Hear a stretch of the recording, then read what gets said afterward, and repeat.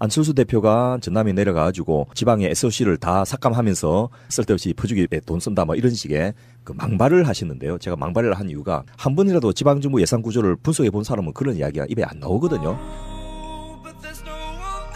저는 안철수 대표에게 이번에 상당히 실망을 좀 했어요. 원진이 실망 안 하셨던 것처럼. 아유, 이번에 진짜 실망했죠. 어떻게 일을 이렇게까지 가져가냐. 저는 뭐 정치인으로서 존재감을 과시하려고 하는 그런 측면에 있어서 그런 행동을 하는 거에 대해서 또 한편으로 이해할 수도 있지만 때와 장소를 좀 가려야 되거든요. 근데 이번 판은 그런 판이 아니거든요. 근데 이렇게 하더란 말이죠. 그런데 뭐 어쨌건 이 파장에 대한 부정적인 의미는 뭐 충분히 우리 사회적으로 이미 공감이 됐지 않겠습니까? 아마 국민의당은 그 호남에서 역풍을 맞아서 앞으로 굉장히 어려운 과정을 아마 밟아 나가야 될 걸로 그렇게 많은 사람들이 전문가들이 예측하고 있지 않겠습니까? 실제로는 입법 과정에서 또 이런 깽판을 치면 그때는 정말 국민의당은 정말 이제 존재하기 어려워지거든요. 예를 들어서 복지와 관련되어진 입법이라든지 적폐 세력을 척결하기 위한 적폐 청산을 위한 입법이라든지 완전히 이런 앞으로 입법 과정이 쭉 펼쳐질 거 아니겠습니까?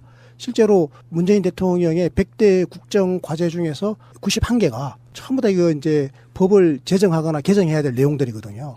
이 거대한 과정들이 진행되는 그 과정에서 만약에 또 국민의당이 이런 식으로 국치를 거부하고 적폐 세력과 함께 손을 잡는 그런 모양새로 국민에게 비춰지면 그러면 저는 아마 호남에서 아예 존재 자체를 부정당하게 될 가능성이 크다고. 유흥준 선생님께서 문화유산 답사 기행에서 아는 만큼 보고 온다 이런 말을 썼는데요. 예산도 마찬가지입니다. 내가 아는 만큼 내 예산을 챙길 수 있다 이런 뜻에서 여러분들이 좀 잘 아시면 좋겠는데요. 첫째 예산은 이 새로 출범한 문재인 정부의 정책 의지를 담고 있습니다. 우리가 대통령 권력을 장악하고 대통령 선거에 집중하는 제일 큰 이유 중에 하나가 우리나라 인간 총 생산이 1637조 원, 2016년입니다. 정도 되는데 그중에 25% 정도인 400조 원, 내년 2018년은 429조 원이 정부가 지출한 예산이거든요. 그러니까 한 전체 국가 경제의 4분의 1 정도를 중앙정부가 관리하고 관장할 수 있게 되는 거예요.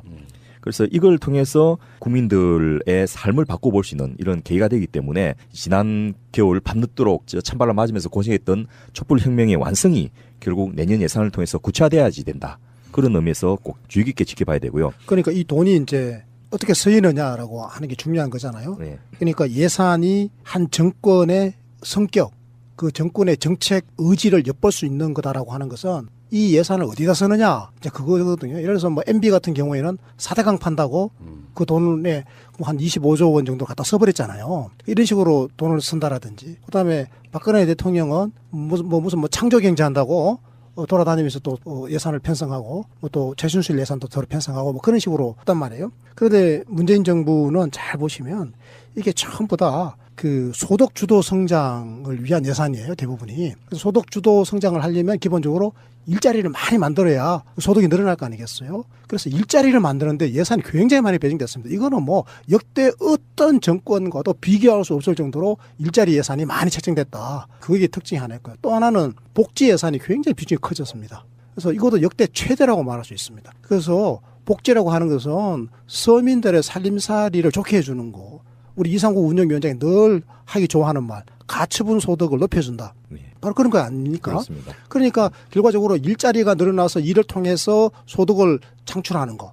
근데 그 일도 옛날처럼 질 낮은 저임금의 일자리가 아니라 이제는 최저임금이 적정하게 향상돼 가지고 적정한 수준의 임금을 얻을 수 있는 그런 일자리를 수없이 많이 만들어내고 그리고 가급적이면 또 정규직을 만들어내려고 노력하고 그리고 복지를 통해 가지고 가처분 소득이 늘어나고 이렇게 해서 보통 사람들의 살림살이가 전반적으로 좋아짐으로써 이게 이제 분수 경제의 촉매제 역할을 하는 이게 바로 소득 주도 성장론이거든요. 그래서 그게 예산에 그대로 잡혀 있다라고 하는 걸 제가 강조드리고 싶은 거죠. 저는 문재인 대통령께 굉장히 고맙게 생각하는 게 하나 있어요.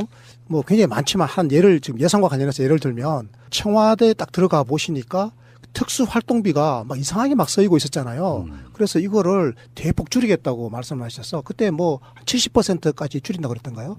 대폭 좌우지간 이제 줄였습니다. 그러면서 국회라든지 다른 정부 부처들도 특수활동비를 줄이자 해가지고 이번 예산에서 아마 많이 줄어들었을 겁니다. 그래서 이게 저는 굉장히 중요한 게요. 국민들에게 이게 국민들 돈입니다라고 하는 걸 확인시켜 준 거예요. 사실 우리 국민들은 이제 세금을 내놓고 난 다음에는 다 우리 이상우 운영위원장이 방금 말씀하신 것처럼 내몰라라 크고 다들 관심을 끊어버렸잖아요. 그러는데 그 국민이 낸 세금을 가지고 이제 뭐 특수활동비라 그러면서 그 돈 빼가지고 홍준표 씨 어떻게 했습니까? 옛날에 다 집에 그분 집사람 갖다 드리고 그랬잖아요. 옛날에 그렇죠. 그 상임위원장 하면서 뭐 그런 식으로 특수활동비를 마음대로 여기저기서 쓰고 그리고 또 모 대통령은 또 뭐 강바닥 파는데 또 예산을 다 갖다 뿌리고 이러다 보니까 국민이 국가의 예산에 대해 가지고 아예 신뢰를 잃어버리는 거예요. 그래서 이게 굉장히 잘못된 것이 나중에는 이제 조세 저항으로 나타나는 거예요. 정말로 불효불급해서 국민 여러분 복지를 위해서 대한민국의 경제 성장을 위해서 꼭 돈이 필요하니까 세금 조금 더 내주십시오라고 이야기를 꺼내려고 하니까 국민들이 그 말 듣기도 싫어해버리는 상황이 벌어지는 거잖아요. 이건 전부 다 적폐입니다. 적폐. 이 적폐를 대통령께서 맨 먼저 대통령 되고 난 다음에 특수활동비를 줄이겠다라고 말씀해 주시니까 그런 적폐를 없애고자 하는 노력 아니겠습니까? 그래서 아마 이번에 국정원도 그런 아마 특수활동비 사실 특수활동비 갖고 뭐 이상한 짓 이번에 얼마나 많이 했습니까? 원세훈 씨 이번 재판하는 거 보십시오. 댓글 부대 운영하고. 그럼요. 예. 그리고 네 번째로 특히 올해 2018년 심의하는 예산안은 내년 지방선거와 관련된 이해관계가 담겨 있기 때문에 각 정당들이 예민할 수밖에 없습니다. 안철수 대표가 전남에 내려가가지고 지방의 SOC를 다 삭감하면서 쓸데없이 퍼주기에 돈 쓴다 뭐 이런 식의 그 망발을 하시는데요. 제가 망발을 한 이유가 한 번이라도 지방정부 예산 구조를 분석해 본 사람은 그런 이야기가 입에 안 나오거든요. 제가 얼마 전에 전남 구례에 자문을 하고 강의를 하러 가기 전에 구례 군에 있는 예산서를 쭉 보고 중기 재정 계획도 분석하고 공약 사업도 분석하는 작업을 며칠을 밤새워서 했는데 하다가 이제 밤에 갑자기 잠이 안 오는 거예요. 화가 나고 분해가지고. 인구가 7만이던 구례 인구가 주민등록상으로 2만 7천, 실거주 인구가 2만 명 좀 넘게 이렇게밖에 안 됐는데 연간 엄청나게 3,200억 원이 넘는 네 번의 주경까지 포함해갖고 그런 돈을 쓰고 있는데 1인당 계산해 보니까 1,990만 원, 가구당 2,700만 원 되는 돈인데 간 곳이 없는 거예요. 주민들한테 물어봐도 자기한테 그런 돈이 배정돼 있다는 것조차 모르고 있더라고요. 그게 이제 지방 토호들하고 지방 권력들이 장악한 이제 유착관계에 의해 가지고 쓸데없이 하루에 차도 한두 당 다니는 곳에 도로 4차선을 다 깔고 또 제방 멀쩡한 거 허물어 가지고 새로 쌓고 이런 토목 건설에 지금 돈을 쏟아부고 있다는 거 아닙니까? 물론 필요 없다는 건 아니지만은 그보다 훨씬 더 중요한 곳, 시급한 곳, 또 실제로 지역 주민들의 도움이 되고 소득 증대에 도움이 될 곳이 많은데 그런 쪽의 예산들을 그대로 계속 하자는 것인지 지금 안 대표한테 좀 물어보고 싶은데요. 각 정당들이 이렇게 지금 힘겨루기를 하는 이유도 내년 선거에서 우리가 이 예산을 땄습니다라는 이야기를 하려면 제일 눈에 띄는 게 SOC거든요. 그렇죠. 그래서 이걸 다시 살려내려고 하는 그런 측면이 있다. 그리고 저 안철수 대표가 비난받는 이유 중에는 바로 이상우 운영위원장이 이야기했던 시대에 걸맞지 않는 시대착오적인 생각. 그러니까 예산이라고 하는 것이 사물, 즉 물건이잖아요. 물건에 투입되는 것도 물론 꼭 필요하긴 필요해요. 그런데 그게 너무 과도했기 때문에 이제 상대적으로 사람에게 조금 더 투입하자. 그래서 물건에 너무 많이 투입됐어요. 근데 이거 조금 떼가지고 이번에는 사람에게 조금 더 투자해보자라고 하는 게 문재인 대통령의 그 소득 주도 성장 아닙니까? 그 소득 주도 성장이라고 하는 것은 사람에게 투자해야 소득이 늘어나는 거거든요. 이제 그런 개념에 대한 이제 이해가 부족한 부분이 있다라고 이상우 운영위원장이 지적해 주셨는데 저는 이제 또 하나 지적하고 싶은 것이 안철수 대표는 그렇게 말씀하시면 안 돼요. 그게 호남만 그게 홀대받은 게 아니에요. 지금 전국적으로 다 깎인 거거든요. 영남도 깎였어요. 수도권도 깎였고. SOC 예산이 이게 지방정부가 건교부에 신청을 하거든요. 신청을 하면 쭉 신청 받아가지고 대체적으로 균형 잡히게 이렇게 삭감하는 것이지 한 지역만 몰아가지고 삭감하는 그런 게 아니란 말이에요. 이 우리나라 예산은 그 크게 이제 사용 분야별로 12개 분야 정도로 나누어지는데요. 여러분 잘 아신 대로 보건, 복지, 노동, 교육, 환경 이런 그 분야들 이 12개 중에서 특히 증가한 것은 이제 복지 분야다 이런 것 정도는 다들 아실 거 아닙니까? 근데 그 증가한 것보다 줄어든 게 뭔지 이것부터 좀 살펴보면 정책 의지를 분명히 알 수가 있습니다. 앞서 말씀드렸던 대로 SOC 부분이 4조 4천억 줄었고요. 문화관광체육, 최순실 예산 관련된 것들이 한 6천억 줄었고요. 환경 관련된 게 한 1천억 줄었고 그 산업 중소기업 에너지 분야 이런 것이 한 7천억 줄어가지고 줄어든 거는 5조 8천억입니다. 그래서 전체 예산 중에서 별로 크지가 않고 또 앞서 말씀하신 대로 SOC 예산이 이 전년 대비로 치면 한 20%나 삭감됐는데 이것도 사실은 그렇게 그 크다고 할 수가 어려운 게 첫째 이 예산들이 그동안 대부분 책정되어 있다가 집행 안 되고 불용 반납됐던 예산들이에요. 그래서 어차피 돈주도 어떤 여러 가지 이유들 때문에 그 쓰지 않고 있는 예산을 아예 당연하게 줄여버린 거죠. 그래서 뭐 안철수 대표가 발전을 포기하고 지방을 외면한다 이런 취지의 메시지를 보낸 것은 전혀 사실과 다르다. 그야말로 지방선거 앞두고 지역주의를 근거로 해서 옛날 방식으로 표 한번 얻어보자 이런 것이 아닌가 싶고요. 또 이런 20% 삭감된 것의 대부분이 주민들과의 합의가 이루어지지 않았거나 사업이 지연되어서 또는 사업이 이미 완료되었기 때문에 더 이상 지출할 필요가 없어서 줄어든 거라서 이것이 크게 무슨 변화를 만들어낸 것도 아니다. 이렇게 좀 보시면 되고요. 지출 그러니까 거꾸로 이 진보 진영 내에서는 이게 삭감이 아니고 지출 연계에 지나지 않는다 이런 비판조차 있습니다. 하여튼 이 전체적으로 뭐 예를 들어서 파여진 도로나 무너진 다리는 보수해야 되는데 그런 부분들을 생각한다면 전체적으로 SOC 예산이 일정 포션을 유지하지 더 줄어들기는 힘듭니다. 그렇겠죠. 예. 네. 그리고 우리나라가 그 막대한 그 SOC를 건설한 지가 한 10년, 20년이 넘어가기 때문에 유지 보수로 이제 진행될 시기라서 이 부분을 그 양을 줄이기보다는 절대적인 포션, 퍼센테이지를 줄이는 쪽으로 생각을 하시면 되고 이것 갖고서 큰 의미를 부여하기는 좀 어렵다. 이렇게 생각하시면 될 것 같습니다. 그 보건, 복지, 노동 요 세 개를 묶어서 통칭 복지 예산 이렇게 부르거든요. 요 복지 예산의 규모가 146조 원입니다. 이제 올해 원래 129조 원에서 146조 원으로 늘었는데요. 16조 7천억 원이 늘어가지고 전년 대비 12.9% 그러니까 약 13%좀 되죠, 그죠? 12.9%가 전년 대비 증가했는데요. 그러니까 모든 분야 12개 분야 중에서 제일 많이 예산이 증가한 분야가 바로 보건복지 노동 분야 그러니까 통칭 이제 복지 분야 예산이죠.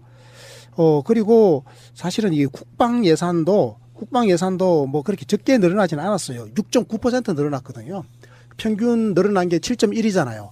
그러니까 7.1인데 6.9면 국방도 뭐 거의 평균에 근접할 정도로 그 수준으로 간 거예요, 국방도. 그런데 국방 예산이 뭐 6.9%는 7.1% 전체 늘어나는 거에 비해서 조금 모자라죠. 그러니까 뭐 0.2%포인트가 모자라는데 요 모자란다고 김무성 전 대표죠. 김무성 의원. 이분이 뭐 이 지금 국방에 대한 의지가 없다고 이렇게 또 엉뚱한 소리를 해요. 그 뭐 앞뒤에 가르치지도 않고 말이죠. 이 7.1%라고 하는 전체 평균을 끌어올린 것은 이 12.9% 전년 대비 늘어난 이 복지 예산 때문이에요. 그리고 국방 예산도 전년 대비를 따지면 더 늘어난 거예요. 김무성이 그 이낙연 총리한테 뭐라 그랬냐면요. 총리께서는 지금 수십조씩 퍼붓고 있는 복지 예산을 늘릴 때라고 보십니까? 안보 예산을 늘릴 때라고 생각하십니까? 이렇게 물었어요. 이낙연 총리가 안보 예산도 필요한 건 늘려야 되겠죠. 근데 복지 예산이 늘어난 것은 대부분 지난 대선 때 모든 정당들이 공통으로 공약된 사항들이 먼저 이행되고 있는 것입니다. 이렇게 그랬어요.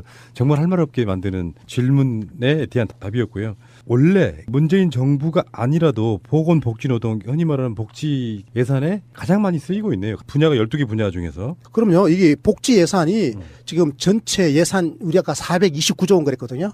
자, 우리나라 2018년도 정부 예산안의 예산 규모는 429조 원인데 이 중에서 146조 원이면 이게 몇 퍼센트인가면요. 34%입니다. 34%니까 3분의 1이 조금 넘죠.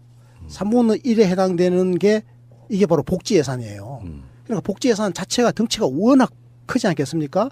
그러면 이제 복지 예산이 이렇게 늘어난 거하고 그다음에 늘어난 게 교육 예산이 11.7% 늘어났어요. 요거 빼고 나면요. 나머지는 거의 뭐 제자리 걸음했거나 오히려 줄어든 부분도 있고요.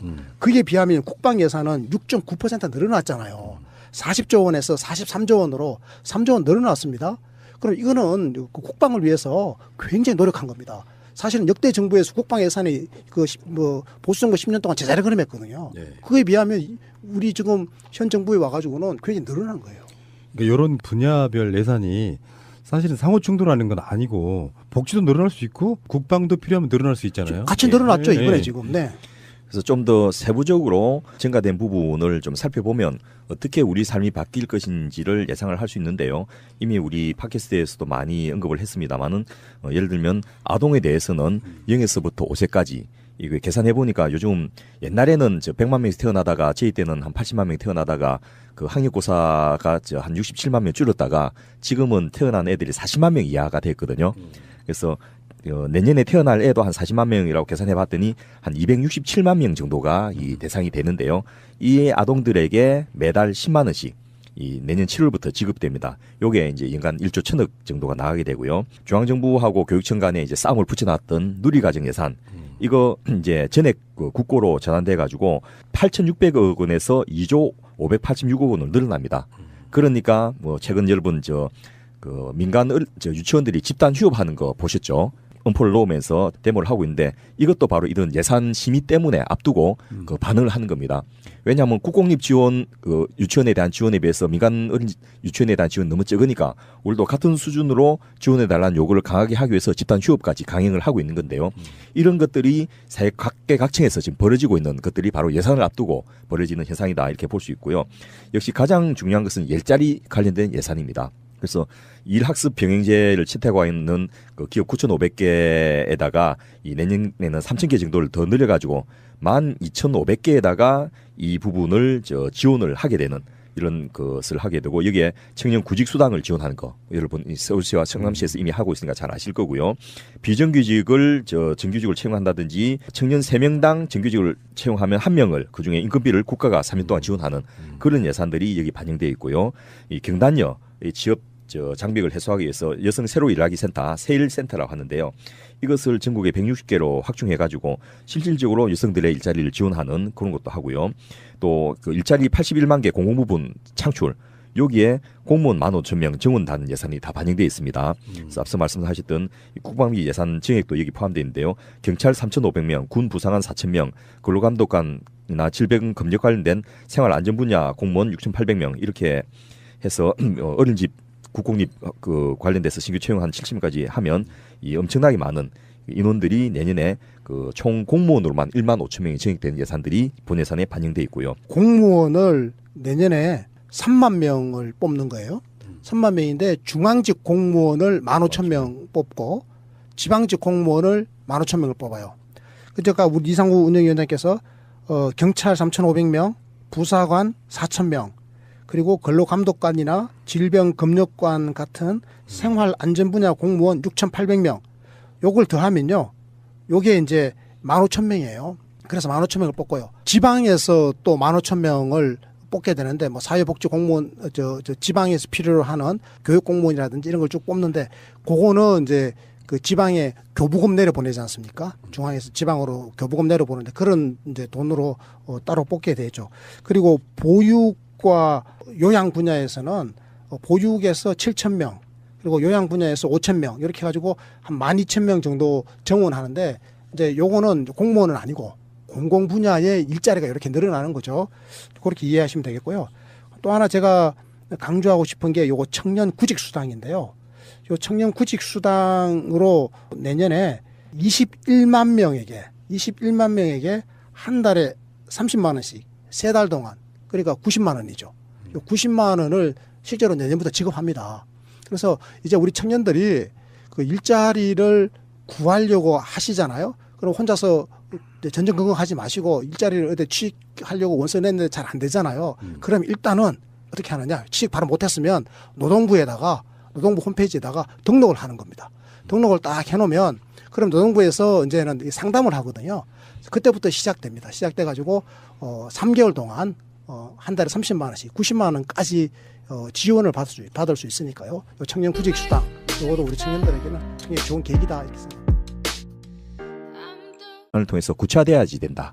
그런 의미에서 꼭 주의 깊게 지켜봐야 되고요. 그러니까 이 돈이 이제 어떻게 쓰이느냐라고 하는 게 중요한 거잖아요. 네. 그러니까 예산이 한 정권의 성격, 그 정권의 정책 의지를 엿볼 수 있는 거다라고 하는 것은 이 예산을 어디다 쓰느냐 이제 그거거든요. 예를 들어서 뭐 MB 같은 경우에는 4대강 판다고 그 돈에 한 25조 원 정도 갖다 써버렸잖아요. 이런 식으로 돈을 쓴다라든지 그다음에 박근혜 대통령은 무슨 창조 경제한다고 돌아다니면서 또 예산을 편성하고 또 최순실 예산도 더 편성하고 뭐 그런 식으로 했단 말이에요. 그런데 문재인 정부는 잘 보시면 이게 전부 다 그 소득 주도 성장을 위한 예산이에요, 대부분이. 그래서 소득 주도 성장을 하려면 기본적으로 일자리를 많이 만들어야 소득이 늘어날 거 아니겠어요? 그래서 일자리를 만드는데 예산이 굉장히 많이 배정됐습니다. 이거는 뭐 역대 어떤 정권과도 비교할 수 없을 정도로 일자리 예산이 많이 책정됐다. 그게 특징이 하나였고요. 또 하나는 복지 예산이 굉장히 비중이 커졌습니다. 그래서 이것도 역대 최대라고 말할 수 있습니다. 그래서 복지라고 하는 것은 서민들의 살림살이를 좋게 해주는 거. 우리 이상국 운영위원장이 늘 하기 좋아하는 말, 가처분 소득을 높여준다. 바로 그런 거 아닙니까? 그렇습니다. 그러니까 결과적으로 일자리가 늘어나서 일을 통해서 소득을 창출하는 거. 근데 그 일도 옛날처럼 질 낮은 저임금의 일자리가 아니라 이제는 최저임금이 적정하게 향상돼 가지고 적정한 수준의 임금을 얻을 수 있는 그런 일자리를 수없이 많이 만들어내고, 그리고 가급적이면 또 정규직을 만들어내려고 노력하고, 그리고 복지를 통해 가지고 가처분 소득이 늘어나고, 이렇게 해서 보통 사람들의 살림살이가 전반적으로 좋아짐으로써 이게 이제 분수 경제의 촉매제 역할을 하는, 이게 바로 소득 주도 성장론이거든요. 그래서 그게 예산에 그대로 잡혀 있다라고 하는 걸 제가 강조드리고 싶은 거죠. 저는 문재인 대통령께 굉장히 고맙게 생각하는 게 하나 있어요. 뭐 굉장히 많지만 한 예를, 지금 예산과 관련해서 예를 들면 청와대에 딱 들어가 보시니까 특수활동비가 막 이상하게 막 쓰이고 있었잖아요. 그래서 이거를 대폭 줄이겠다고 말씀하셔서 그때 뭐 70%까지 줄인다고 그랬던가요? 대폭 좌우지간 이제 줄였습니다. 그러면서 국회라든지 다른 정부 부처들도 특수활동비를 줄이자 해가지고 이번 예산에서 아마 많이 줄어들었을 겁니다. 그래서 이게 저는 굉장히 중요한 게요. 국민들에게 이게 국민들 돈입니다라고 하는 걸 확인시켜 준 거예요. 사실 우리 국민들은 이제 세금을 내놓고 난 다음에는 우리 이상국 운영위원장이 방금 말씀하신 것처럼 내몰라라 하고 다들 관심을 끊어버렸잖아요. 그러는데 그 국민이 낸 세금을 가지고 이제 뭐 특수활동비라 그러면서 그 돈 빼가지고 홍준표 씨 어떻게 했습니까? 옛날에 다 집에 그분 집사람 갖다 드리고 그랬잖아요. 옛날에 그렇죠. 그 상임위원장 하면서 뭐 그런 식으로 특수활동비를 마음대로 여기저기서 쓰고, 그리고 또 모 대통령은 또 뭐 강바닥 파는데 또 예산을 다 갖다 뿌리고, 이러다 보니까 국민이 국가의 예산에 대해 가지고 아예 신뢰를 잃어버리는 거예요. 그래서 이게 굉장히 잘못된 것이 나중에는 이제 조세 저항으로 나타나는 거예요. 정말로 불효불급해서 국민 여러분 복지를 위해서, 대한민국의 경제 성장을 위해서 꼭 돈이 필요하니까 세금 좀 더 내주십시오라고 이야기를 꺼내려고 하니까 국민들이 그 말 듣기도 싫어해버리는 상황이 벌어지는 거잖아요. 이건 전부 다 적폐입니다. 적폐. 이 적폐를 대통령께서 맨 먼저 대통령 되고 난 다음에 특수활동비를 줄이겠다라고 말씀해 주시니까 그건 적폐를 없애고자 하는 노력 아니겠습니까? 그래서 아마 이번에 국정원도 그런 아마 특수활동비, 사실 특수활동비 갖고 뭐 이상한 짓 이번에 얼마나 많이 했습니까? 원세훈 씨 이번 재판하는 거 보십시오. 댓글 부대 운영하고. 그럼요. 예. 그리고 네 번째로 특히 올해 2018년 심의하는 예산안은 내년 지방선거와 관련된 이해관계가 담겨 있기 때문에 각 정당들이 예민할 수밖에 없습니다.